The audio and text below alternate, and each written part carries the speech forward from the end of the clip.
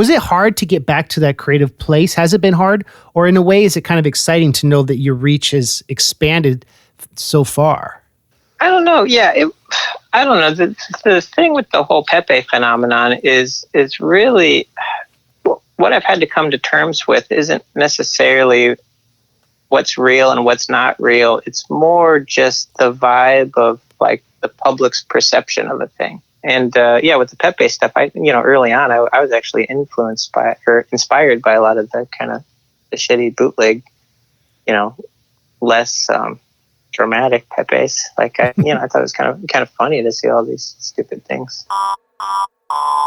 Friends, Romans, countrymen, lend me your ears. Hello, everyone. You are listening to the MC Lars podcast. This is episode 108. It is Monday, October 26, 2020. Shout out to my friend Chris Gates, former MC Lars podcast guest, because it's his birthday today. Happy birthday, Chris.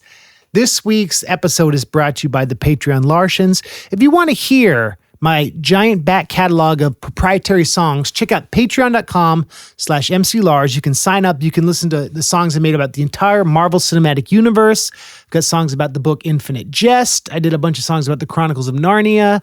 I'm currently writing songs about all the movies and TV shows and video games in the Star Wars universe. And I'm about to release my Attack of the Clones song, which gets into Darth Maul's origin and his relationship with his brother. Check it out. It's tight. So shout out to the new Patreon Larsians, Matthew, Carl, and Mark with the C. Shout out to the old ones, Derek, Amanda, and Konchuk. I appreciate y'all a lot, and thank you for your support. Also, if you want to leave a message for our son that I'll play for him when he's older, you can call and leave a letter to Atlas. The number is 510-463-4237. Again, that's 510-463-4237. Our son is almost 6 months old. Holler. So this is this week's letter to Atlas from MC Evil, who's actually next week's guest on the podcast. So take it away, MC Evil. Is he sleeping? Is he pooping? Just checking in. How's a little boy doing? These are some messages that you left. Wishing our little baby boy the best. Now it's time for Letters to Atlas. Please leave a message after the tone. Hello, this is MC Evil, and I want to leave a message for Atlas. And I am a student of your father's and a fan of both of your parents' music. You are a fortunate one to have the parents you have. They are kind, so kind. It's harder than you might think to be kind and to be joyful, but they both are, consistently and diligently. And no matter what you think, because sometimes parents can be extra, their love for you will hold up forever. Take that power they have bestowed on you because of who they are and what they believe and how they live their life, and let that power fortify you through all of your days. Take care, Atlas. Thank you, MC Evil. That was very, very nice message. This week's guest is a very amazing dude. He is the focus of a new documentary that just came out called Feels Good Man, which is the history of Pepe the Frog. Now, a lot of you might know Pepe the Frog from the Boys Club comics. Some of you may know him as the frog that was co-opted by the alt-right and used for a lot of negative things on the internet. But the documentary explores the history of how an indie comics creation went viral when 4chan kind of appropriated it. And I wrote a song about the comic book Boys Club before all of this happened. I sent it to Matt Furie, and he posted on his Tumblr, and we kind of stayed in touch.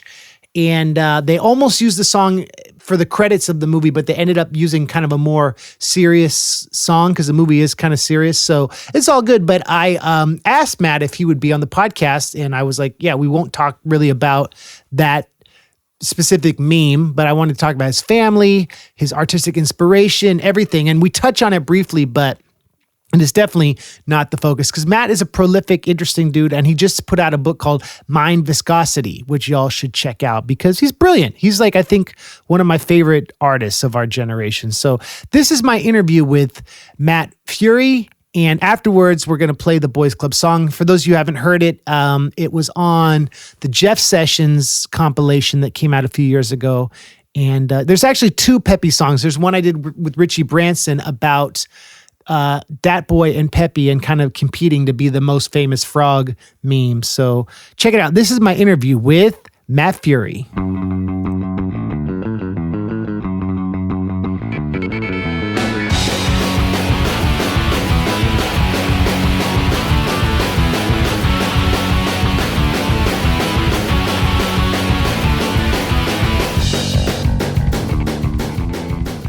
Hello, everyone.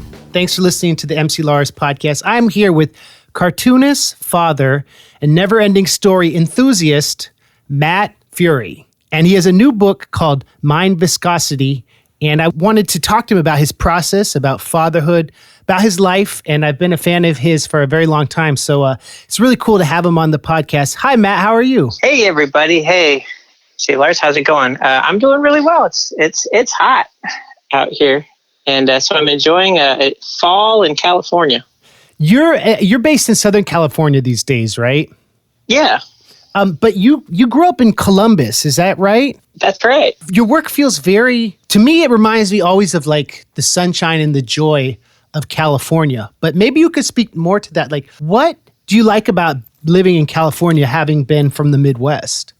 Well, being in the Midwest, I remember I had Ocean Pacific bed sheets when I was a kid, and had like a skateboarding penguin that was listening to his Walkman, with the beach in the background and the sun setting. And, he had his headband and his shades and all that. And I don't know, I just, I feel like kind of our popular imagination is kind of somewhat scraped out of Southern California, so I've always kind of felt like I lived there, even though I didn't. When it was summertime in Ohio, I imagined being on the beach in LA or something. So, but also that's cool. You lived in Venice. It's definitely a very inspiring place in terms of just all the characters and just all the people there. And it's just a fun, really weird place. Yeah, man. What I really liked about living down there is doing the loop from like the V on Venice Beach all the way past the boardwalk and back, like probably about 7 miles, maybe 8 miles loop. Yeah. I really love getting up early, like at 5 or something,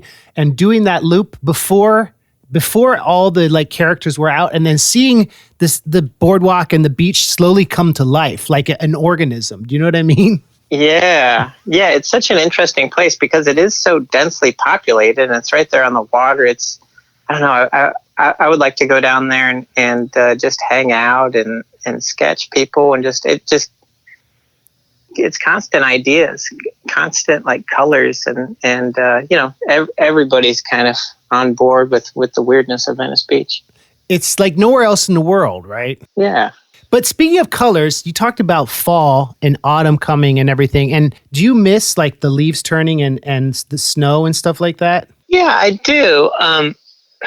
Sadly, I think, the last few times, it still happens, but things in the world are a little bit off right now. So I think even the seasons in Ohio aren't the same as they were when I was a kid. They're not it's not as predictable as it was in the 80s. I mean, not to get totally negative, but yeah, I don't know. And California is on fire right now. And I really think, I don't know, I have a kind of a pessimistic point of view right now about the state of the seasons and the world in general. And luckily I have have an art kind of practice to go to where I can kind of, draw about my kind of concerns about the environment and stuff like that. But to answer your question, yeah, a part of me wishes I stayed in Ohio and just kind of like, stayed with the ship, and didn't abandon ship. But, I still have a lot of family out there and stuff. And I still, when I go to visit, I feel like, it's definitely home for me because it's where I came of age. And, I feel certain comfort being back in Ohio and just the smells and the sounds. And there's a lot more bugs in Ohio than there is in California. Just going back to Ohio in the summertime, it's just the air is alive with bugs, and then it even lights up the sky with all the light. Are there lightning bugs where you're at? Yeah, it was really like a magical thing to think about how the earth is constantly producing new wondrous things and new exciting things like that. And I think going to new places, especially touring, like that's probably one of my favorite memories of that, like seeing new animals or seeing new natural formations. And that's like, that inspires me as a creative person, Yeah, that's great. Yeah, I think it's great that you have a touring kind of lifestyle because you do get to see a lot of different places and things. And, I think that it can inform your creative process and also just give you a bigger perspective on the world too. So I definitely envy guys like you that can go out and and tour and do that kind of stuff. I'm kind of a hermit. Like, I noticed in the new documentary, there's some scenes where you're at some cons. Do you enjoy going to meet your fans and going to cons and traveling, or would you prefer to stay home and just draw?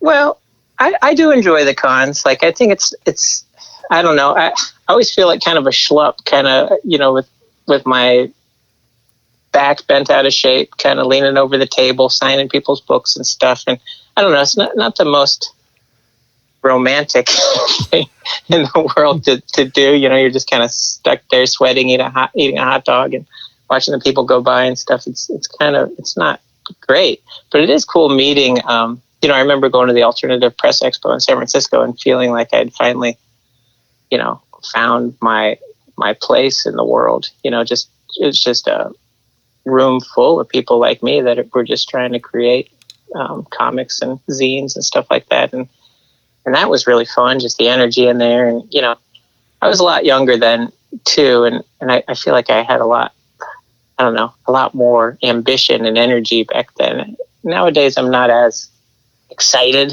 as I once was, but it still lights me up sometimes.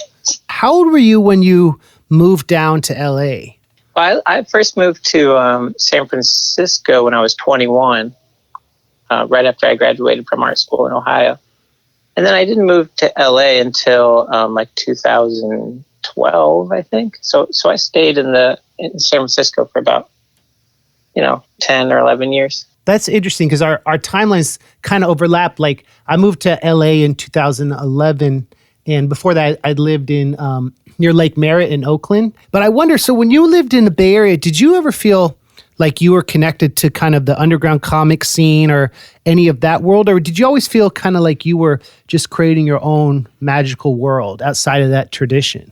Well, when I was living in San Francisco, there's that website Fecal Face was popular, and that was a great website for the early 2000s, just as a place to figure out like where the art shows were, where the shows were, and it really had a kind of a community vibe. So I became involved in Fecal Face pretty early on, and that kind of connected me to that. It was kind of more of a skateboarding kind of art show kind of scene with photography and stuff like that, and zines and all that. So I felt connected through Fecal Face. But then also my publisher at the time, Buenaventura Press, was based out of Oakland, and I would go and visit him in Oakland a lot. I think he was off the MacArthur BART station. And, he was buddies with Dan Clowes and all these other guys. And he kind of got me introduced and connected with more of the comic book scene there. So, and he was also a fan of Fecal Face, and we would go to shows together. And I don't know, it just seemed like college just kept going when I moved to San Francisco, because it's just such a small town and everybody kind of knows one another and everybody's like trying to do something fun. It was a magical time. Yeah, I hear you, Matt. Like, there's this feeling of being a smaller city community, and I guess this free spiritedness that when I think about like the literary history of our country, when like the Beats came to the West Coast, Kerouac talks about that. Like, when you go as far west as you can, there's nowhere to go except like deep into your creativity or to build friendship or things like that. So I think especially San Francisco has that. And I think it still has that, even though there's the tech culture change, which everyone talks about. Like, whenever I go there, I always feel happy or I feel inspired, Yeah, I go back and forth with the tech thing, because when I was moving to San Francisco in 2001, like, we were meeting up with some friends that had already graduated from college and they had tech jobs. This was before the first bubble burst. And I feel like the tech thing has kind of always been there, because in a way, like in the glory days of the internet, it was kind of like a utopian kind of hippie endeavor to get everybody connected online and blah, blah, blah. So what happened was, San Francisco has always been kind of a gold rush town. So yeah. So it seemed like the tech was just the next phase of this kind of gold rush thing. And, yeah, it's definitely changed. Definitely the mission has changed, but you go to like North Beach, you still get some of that kind of beatniky vibe out there. Just Just kind of the old guys hanging out in the coffee shops. And, I remember some coffee shops are saying, in particular, there's no like laptops allowed and stuff, so people can actually engage in a conversation. And I appreciated that. That's pretty cool. So you would have started writing Boys Club around that time when you were living in the Bay Area, right? Yeah, probably 2004, 2005, something like that. When you became a father, do you feel like you approached your creativity in a different way? Like having the schedule of being a father and having a little person whose life is dependent upon your energy and your love. Do you feel that has influenced how you create and when you create, or do you feel like it's just another addition to your life and it really hasn't had any factoring into your process? Well, I think, it's definitely having a kid is a very unique and rewarding experience. I've always wanted kids and finally had one, and it's pretty awesome. It does, however, provide its own challenges. Like I think I took for granted, I've been with my wife, Ayana, for, like 14 years now. And I guess I just really took for granted the times that we had without a kid where we would just hang out together in the same room and not necessarily even have to talk or anything. We would just, listen to The Cure and sit there and draw for hours. And it was just nice. We'd just drink coffee and draw, and, days would just kind of melt into days, and life was pretty easy. So we've just got a new dynamic going now. We were really looking forward to Ursula going to kindergarten so that we would have that time again. And of course, the world's a little bit different now. so she's in a Zoom meeting now. And I don't know.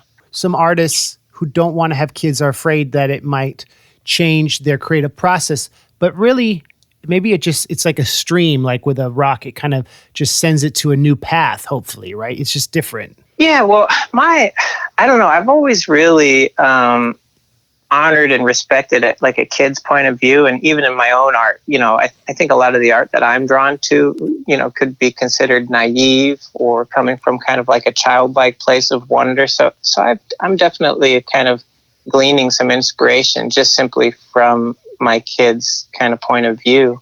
And even if you look at my artwork before I had kids, I was doing artwork of like animals having kids or like family style situations. So I don't know, if anything, it's made my art maybe a little bit softer, but in some ways I've doubled down on my weirdness too, just to kind of counterbalance the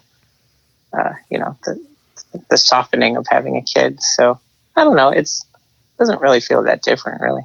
Yeah, that's cool, man. And it's cool also that, like I like the scene in the movie where you're reading your daughter from your book and sharing it's the picture of the sunset in the movie, and how that's like to create. It must feel really cool to create something and then be able to be like, this is what I created. And in a way, like reading her The Night Riders, it's like, this is something she'll always have, a memory of this time that you can share, right? Do you feel that way sometimes? Yeah. I mean, that was unique because, I made The Night Riders before I had a kid, in 2012, I think it was published. So that was kind of a cool experience to have a kid and then be able to read it to her. So that was a lot of fun. I've actually, McSweeney's, the folks that published that, actually reached out to me last week and want me to do a new kids book. So I'm kind of in the early brainstorm phase of that. And I'll definitely use some of these experiences I've had with my daughter to kind of inform this next book that I'm working on. That's awesome. So you're super prolific, and you have a new book, Mindviscosity. And I was wondering if you could talk a little bit about that new project. Yeah, well, basically, I just wanted to have something come out. One of the producers on the movie was like, you should really have something out when this movie comes out so you can promote it. Because, he was confident that the movie would make some waves and that it would be some good publicity for me. So I kind of took him at his word and contacted Fantagraphics and was like, hey, can I do it's basically like a coffee table book of all my artwork over the last 10 or 15 years. So, I just have all this stuff on my hard drive and it's just sitting here collecting dust, digital dust. So it was just exciting for me to like get that all organized. And Ayana, my lady, she really helped me kind of figure that out. She's always been very supportive and very helpful when it comes to getting my shit together and organizing it and figuring it out and stuff. I really kind of have grown to depend on her sensibilities to help me navigate it. So it's exciting to just have all these, have all these books now. And the book is kind of squishy. It's got like a squish to it, a soft cover, and then the title itself is iridescent, so it kind of has a rainbow play of color, and then it's just densely packed with all these drawings that I've been doing over the years in the Bay Area and down south and everywhere else. So maybe it's freeing to create something that wasn't so narrative, something that was kind of more like a mixtape or something like that, right? Yeah. I've kind of, I don't know.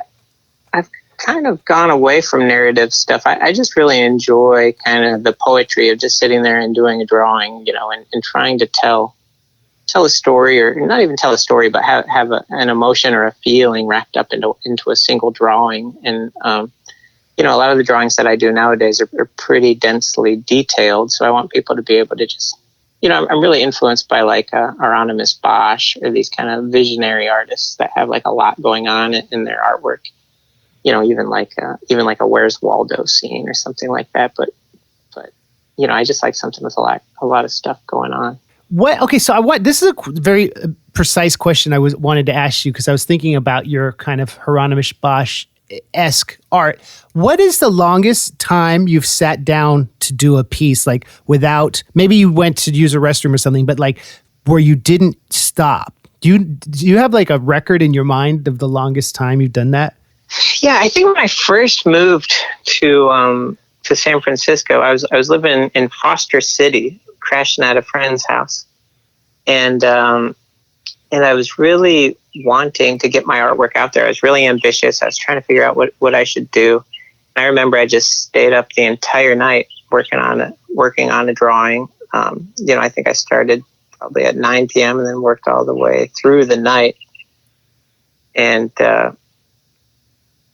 the drawing, I think, actually was on a computer, so it wasn't even a real drawing. I don't know. There's something about working behind a computer that kind of keeps you awake too. Something about the electricity or staring at a screen. Maybe it turns you into a weird creative zombie or something. And then you lose track of natural light, right? And time. Yeah, it's weird, but that's a great thing about doing drawing or creating anything. It's like, when you get into that moment where you can kind of forget yourself, forget everything, and just be locked into it, and then time doesn't really matter anymore. And those are definitely the times that we as creative people probably live for, is not having to trip about anything and just you just can lock into your craft, and it's just like anything else. It's like catching a wave, or I don't know, hang gliding or something. Yeah, or riding a bike where you just you don't even think about anything except the tires and where you're going, and it's at those moments where you're in a flow, right? I think about that when I'm when I'm recording or maybe on stage, like just it's like you're tapping into something that's greater than you, that also is you, and that's the kind of like a divine or a very sacred thing when you get into that vibe. Yeah, it's something that I think people long to be in, because for whatever reason we've become separated from the world, and that's our ticket back into the flow, or into the whatever the hell a butterfly is doing when it's flapping around. That's interesting, Matt, because I always feel like when I look at your work, it's like you have this vision of taking the ephemeral and the transcendent, and then making that stick on paper. And having had this reach that was surprising and unexpected, and being the focus of the new documentary where you're forever talking about one specific moment. I guess my question is, what are some ways to get back that freedom and that joy in your heart after having all the stuff happen to you around your character and the memeing? Like, Was it hard to get back to that creative place? Has it been hard? Or in a way, is it kind of exciting to know that your reach has expanded so far? I don't know. Yeah, I don't know. The thing with the whole Pepe phenomenon is really what I've had to come to terms with isn't necessarily what's real and what's not real. It's more just the vibe of like the public's perception of a thing, because just of how I am as a person, like I don't want to give any of this negativity attention. I feel like that just amplifies the negativity. So it's just been an awkward situation for me to try to counterbalance all the negativity with positive stuff. As you see in the movie, I'm, kind of struggling to make sense of it, trying to be positive and, failing at it. So, but I think that, in a way, the movie has actually helped me move on from that whole story and be able to recommit myself to my own artwork, my own craft. And actually making this book, Mindviscosity, kind of was really fulfilling for me to just see all of the work that I've done over the years, kind of edited down and condensed into a book that kind of flows from page to page. And I want to do another art book like that. And I want to do another kids book. And I think I still have a lot to say, even though whatever I say probably will never be as loud as Pepe. But that doesn't matter because, maybe ultimately it does work as like an advertisement for my art or something, Yeah, man. And maybe it's like, I think about this, like I've had moments where people have reacted more strongly to certain songs than others. The main commodity, if you want to use that word, that I hope happens when I express myself is when people hear it, they say, oh, I could do that. I could make a song with my computer and make a rap song about something I like, or I could put together a something like that, like a video like that. And I think that's the only currency that really transcends what we create, because you've had this explosion of a character, but also really it's this drive for people to see that you have a vision and maybe inspire them to find their own. So maybe that's kind of satisfying to think like that is something that in the end inspires you to create more. And that's kind of like the magic of creativity. It endlessly feeds itself. Maybe, would you agree with that?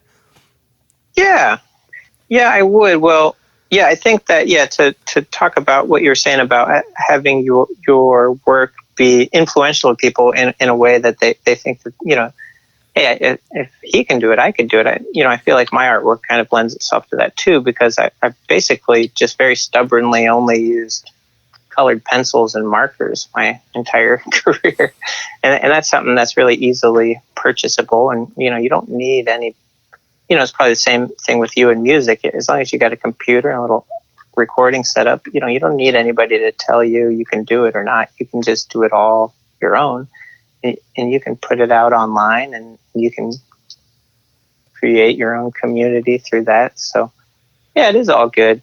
And, with the Pepe stuff, early on, I was actually influenced by or inspired by a lot of the kind of the shitty bootleg, less dramatic Pepes. Like, I thought it was kind of funny to see all these stupid things.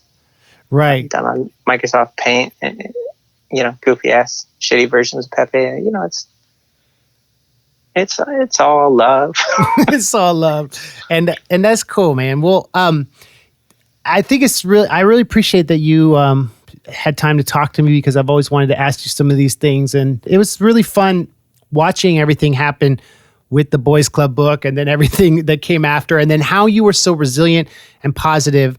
And it gave me faith that like the internet isn't going to destroy humanity. It can like amplify and spread positivity and love and good things. And like that is your story is really inspiring. So Matt, I really appreciate your time, and I really hope everyone can go check out Mindviscosity. And and I guess I was wondering if there's any last things you wanted to say to the audience that maybe you haven't been able to talk about on any other podcast, because I know you're doing a lot of press for your new movie.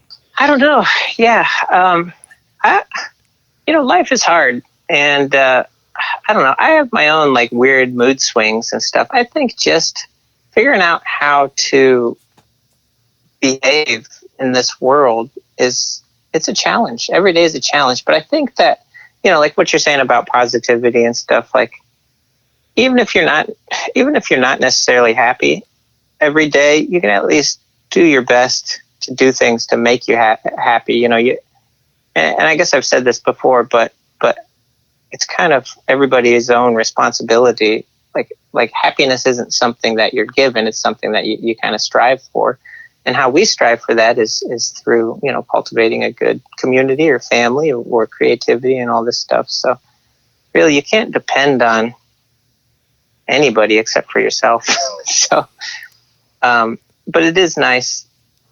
Maybe we're learning that we need one another more. This kind of hyper individualism of our culture. It's kind of brought us to where we are today, and I think the interconnectedness that we can see through the internet and otherwise, that's the real. A lot of real things happen when you realize that everything's connected to everything else. So, and I think psychedelics help with that too. If you're bold enough to try something like that, if you really want to change your mood or your mind, and you're willing to participate in something that awakens you to something outside of yourself, or something that can show you more interconnected. I'm an advocate for things like, mushrooms and peyote and stuff like that. So just thought I'd mention that. That's awesome. No, I'm glad you did. And yeah, we're all connected, and anything we can do to squeegee the third eye, as they say, and make and realize that I would say is wonderful. And that's cool. That's a good note to end on.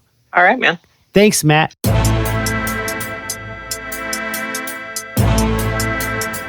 Yeah, rituals. Sometimes I like to set up like little toys around, like while I'm drawing, like I'll just kind of like come over here and be like, today I'm gonna draw with like the lizard and this pterodactyl that has kind of a bent nose. So go on, set those guys up. Go inside the caboodle here. I'm a fraud named Peppy, and I live with my 3 best friends. I forgive when they stink up the bathroom when I'm playing Doom. Close the door, land wolf, damn PU. Cathode ray to my giant eyes, chilling in the graveyard. Who's that guy with the pizza pie and the spider eggs and the kiwi bird with the tiny legs? Dapper Harambe, they crash on the floor. 2017 internet lore. How did it happen? I don't really know. Up on the wall at the Maple Thor show. I'm a 4chan star, don't ask me why. When the memes on the scene straight multiply. Pants all the way down to my feet when I pee. It feels good, man, so please let me be. Boys Club, Boys Club. Welcome to the Boys Club. Making hella noise club. Welcome to the Boys Club. Why? Cause it feels good, man. Why? Cause it feels good, man. Why? Cause it feels good, man. Why? Cause it feels good, man. Boys Club, Boys Club. Welcome to the Boys Club. Making hella noise club. Welcome to the Boys Club. Why? Cause it feels good, man. Why? Cause it feels good, man. Why? Cause it feels good, man. Why? Cause it feels good, man.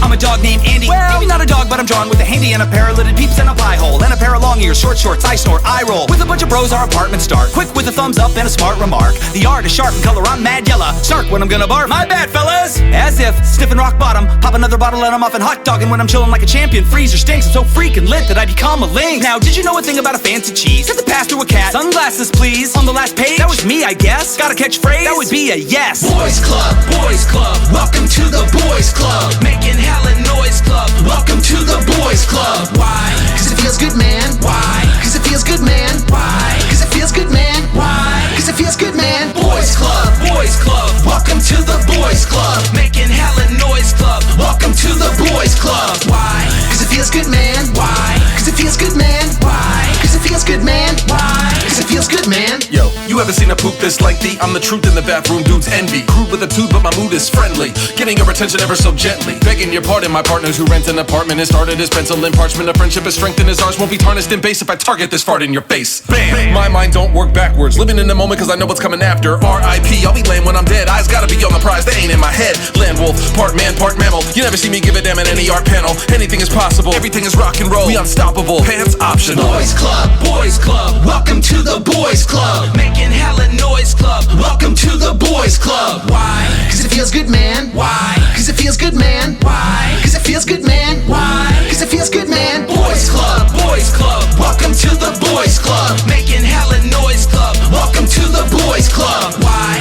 feels good, man. Why? Cause it feels good, man. Why? Cause it feels good, man. Why? Cause it feels good, man. Inside of my shades on, I'm fresh as the day's long. And my best friends are my roommates. And they Zach Braff to my face on. And they Batman to my Robin. Big 3 Troys to my iPad. And my name is Red, I got a backwards hat. I got Whitney off in my Walkman. Like I'm every woman, it's all in me. Got a treat in the freezer you won't believe. Ask Sandy, can Bird Dog stupid? Or Pepe when he done pooping. I'm B-Money, my team funny. I'm Mansell Adams when Land Wolf's puking. Boys Club, welcome to the Boys Club. Making hella noise club. Welcome to the Boys Club. Why? Cause it feels good, man. Why? Cause it feels good, man. Why? Cause it feels good, man. Why? Cause it feels good, man. Boys Club, welcome to the Boys Club. Making hella noise club. Welcome to the Boys Club. Why? Cause it feels good, man. Why? Cause it feels good, man. Why? Cause it feels good, man. Why? Cause it feels good, man. Going Matt Furie on 'em. Matt Furie on 'em. Matt Furie on 'em. Matt Furie on 'em. Indie Comics All-Star. Comics All-Star. Indie Comics All-Star. Comics All-Star. Matt Furie on 'em. Matt Furie on 'em. Matt Furie on 'em. Matt Furie on 'em. Indie Comics All-Star. Comics All-Star. Indie Comics All-Star. Comics All-Star. Just basically writing comic books. It's kind of for a loser. So I lost big time in that department. Thanks, Matt. I appreciate your time. And I encourage you all to check out Feels Good Man because it's a really, really good documentary. Next week, we got MC Evil, who is one of my students in the MC Lars Lit Hop Academy. We premiere a song. We talk about her creative process, and it's a really cool episode. And we talk about this online school that I run for aspiring rappers. So, yeah, if you're interested, we'll talk about how you can get a hold and submit to be part of it, how to apply to be one of my Jedi Padawans in the MC Lars Lit Hop Academy. Have a good week, everyone. Thanks again. And Matt, thanks again for being on the show. Peace.